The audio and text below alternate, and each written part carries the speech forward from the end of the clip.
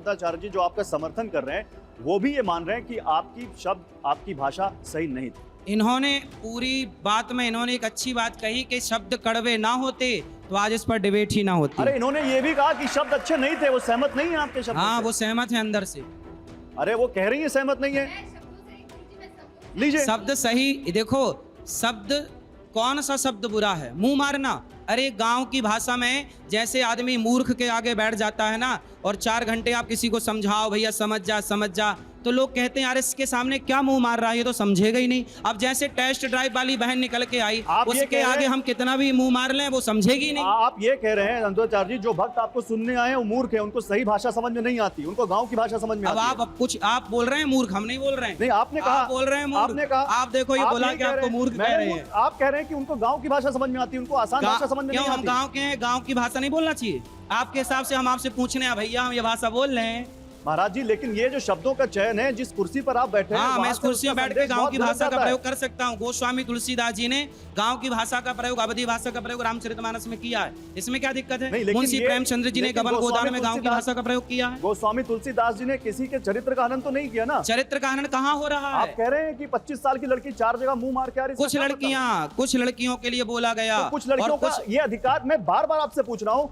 अनुरुद्धाचार्य जी को ये अधिकार किसने दिया? अरे माँ बाप को बच्चों को डांटने का अधिकार है। चरित्र का हनन करिए। जैसे माँ बाप को बच्चों को डांटने का अधिकार है, ऐसे गुरुओं को भी शिष्य को डांटने का अधिकार है। इसमें क्या है महाराज जी? उधर भी जो सवाल था वो एक लड़के ने पूछा था आपसे, वो जो तो लड़का मेरा शिष्य था तो मैंने उसको समझा दिया, फिर आपको क्यों परेशानी हो रही? मेरी बात थी उसको समझानी थी, वो समझ गया, बात खत्म। लेकिन ये पहला ऐसा मौका नहीं है अनुरुद्धाचार्य जी, आप पर इससे पहले भी अपनी कथाओं में ऐसे आपत्तिजनक बातें कहने का आरोप लगता रहा। मैं एक और बयान सुनाना चाहता हूँ, सुनाइए जरा। जब माँ बाप लड़कियों को पढ़ने बड़े बड़े शहरों में भेजते हैं और तुम उन शहरों में जाकर किसी लड़के से प्यार करके और लव मैरिज करके, कोर्ट मैरिज करके शादी कर लेती हो ना, तो तुम एक लड़की कोर्ट मैरिज करती है, एक लड़की अपने माँ बाप को। अब मुझे बताइए, जो माँ बाप ने तुम्हें पढ़ने के लिए भेजा था दिल्ली, मुंबई और इत्यादि शहरों में, तुमने वहां जाकर किसी लड़के से विवाह कर लिया माँ बाप को बताए बिना, तो आपने अपने माँ बाप को धोखा दिया कि नहीं? कोशिश ये करते हैं, एक मिनट, ये कोशिश करते हैं कि समाज को सही मैसेज दें, लेकिन क्या ये बातों बातों में भटक जाते हैं और ऐसे शब्दों का इस्तेमाल कर जाते हैं जो उनके खिलाफ चली जाती हैं? बिल्कुल, मुझे लगता है गुरुजी ने बोला एक माँ बच्चे को प्यार भी करती है, बच्चे को मारती भी है। तो गुरुजी मेंटल हेल्थ एक्सपर्ट और साइकोलॉजिस्ट होने के नाते मैं आपको बताऊंगी, अगर आज की डेट में एक टीचर, एक माँ बच्चे को मारती है, अगर वो एक अब्यूजिव लैंग्वेज का प्रयोग करती है, छोटी सी एग्जांपल देती हूँ। कल मैं क्लिनिक में बैठी थी, मेरे क्लिनिक में एक बच्ची ने, एक माँ अपने बच्चे के बारे में बता रही है और बात कंप्लेंट कर रहा था।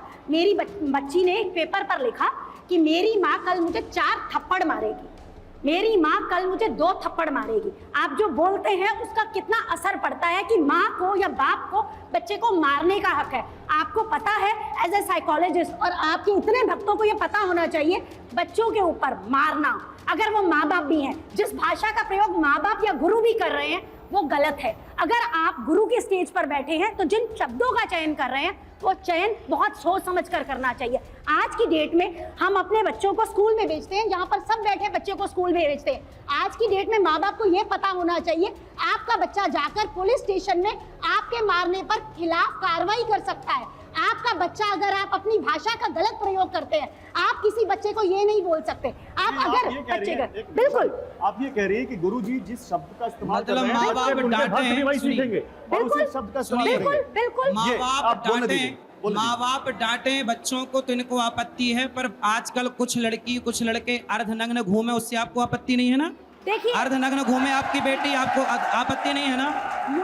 देखिए, आपकी बेटी अर्धनग्न घूमेगी, आपको आपत्ति है कि नहीं? पहले ये बताइए, एक मिनट, पहले बताइए। मेरी बेटी अर्धनग्न घूमे या न घूमे, मैं ऐसी माँ शायद हूँ। अगर बच्चा अपनी घुमाएंगी, अगर बच्चा पहनना चाह रहा है वो उसकी मर्जी है। मैं सूट पहनती हूँ तो मेरी मर्जी है। कमरे के अंदर रखिए, समाज में क्यों घुमाना है? मेरे बच्चे की या मेरी चॉइस है ना, समाज में क्यों घुमाना? अब देखो, ऐसे लोग समाज में पैदा हो गए हैं जो खुद कह रहे हैं कि हम अर्धनग्न घुमाएं, आपको क्या दिक्कत है? तो कमरे में रखो, समाज को क्यों दिखाना?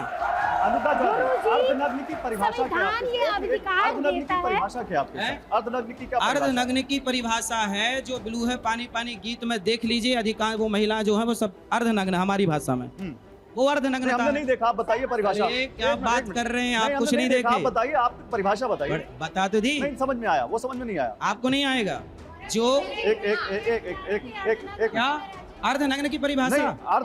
नहीं यहाँ पे एक मिनट मीनाक्षी, एक मिनट। अर्धनग्न की परिभाषा महाराज जी, क्योंकि आप कह रहे हैं कि कथावाचकों का आजकल- ये धर्म है कि समाज को सुनिए, सही अर्धनग्न की परिभाषा लीजिए। प्लीज बताइए।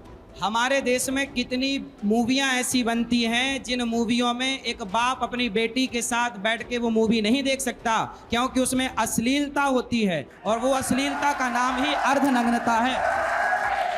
अभी भी समझ में नहीं आया। अभी आपकी समझ में कभी नहीं आएगा, इसलिए मैं क्योंकि बता आप रहा हूं। समझना ही नहीं चाहते। एक मिनट वन बाय वन। अर्धनग्न की परिभाषा कपड़ों से तय कर रहे हैं ना आप? तो किससे होती है फिर? कपड़ों से तय कर रहे हैं ना? दोनों से। नहीं एक मिनट कपड़ों से तय कर रहे हैं ना? वाणी बाकी से भी अंदर होती तो- है, कपड़ों से भी होती सर वाणी पे तो आप पे भी सवाल उठ गया, परिभाषा पे तो आप पे है। भी सवाल हमारी उठ गया। वाणी से ही समाज में सुधार आने की संभावना जागी नहीं है। एक मिनट अर्धनग्न की परिभाषा जो छोटे कपड़े पहने, मैं सही कह रहा हूँ? आप जानते हैं। नहीं अरे मुझे गलत हो तो बता दीजिए। अर्धनग्न की परिभाषा जो छोटे कपड़े हाँ। पहने, जो मतलब छोटे कपड़े पहने। आप जान रहे हैं, क्यों पूछ रहे हैं? महाराज जी हाँ या ना में बोल दीजिए। हमने बता तो दी कि जो बॉलीवुड मूवियां दिखाता है, जो अरे अपने महाराज बाप जी, बेटी के साथ अर्धनग्न ना का देखता है, मतलब- वो अश्लील है, अर्धनग्नता है। महाराज जी सिंपल है। अर्धनग्न का मतलब जो छोटे कपड़े पहने, आप जान तो गए। मैं हाँ, आप बोल दीजिए हाँ या ना। हाँ बिल्कुल हाँ, वही ठीक है। समझिए।